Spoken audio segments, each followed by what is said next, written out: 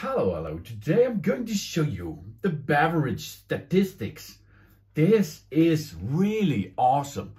Maybe you're going to buy a used Siemens EQ.6 Plus S400, or you're going to like to see how much coffee you enjoyed before with that awesome machine.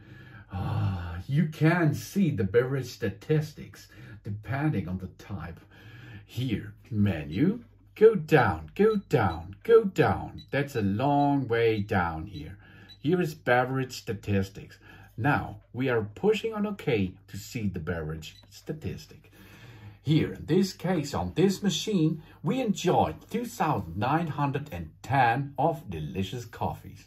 And additionally, 814 of so yummy milk mixes.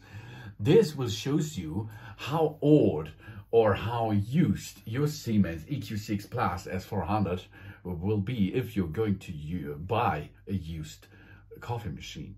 Oh, that it is, easily. Go to menu, go down to the bottom line, and there is beverage statistic, and you can see them. Easy going. Thanks for watching. Please subscribe me and give me a positive feedback. And I hope to see you again on my channel. Soon.